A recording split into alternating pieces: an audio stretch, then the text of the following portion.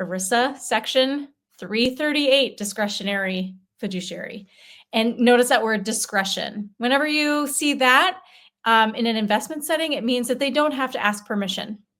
So in the 338 discretionary section, I think it was really intended back in the day for pension managers because they just would manage the pension without client input.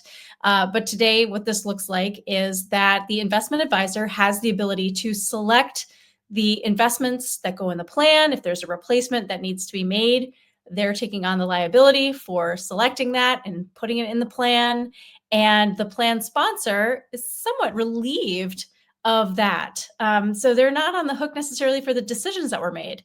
Now, when it comes to fiduciary responsibility, you can never fully abdicate your fiduciary responsibility as a plan sponsor. If you are hiring service providers to take care of certain functions, like in this case, you'd be hiring an investment advisor to have discretion and make those decisions over the investments in the plan, well, guess what? You still have the duty to monitor them and make sure that they're doing their job. So this isn't just a set it and forget it kind of a situation. You still want to have periodic meetings where the investment advisor is telling you what they did, what they were thinking about, why, how the decisions were made, all that good stuff, so that you can evaluate whether or not they are doing their job.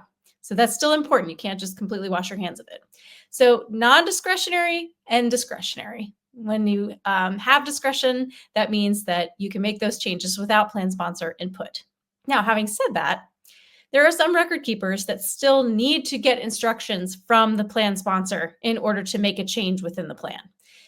There are many that will just accept it from the investment advisor directly, but there are others that still say the plan sponsor has to give us that direction. So there's a little bit of a murky area there. However, it still comes down to who made the decision.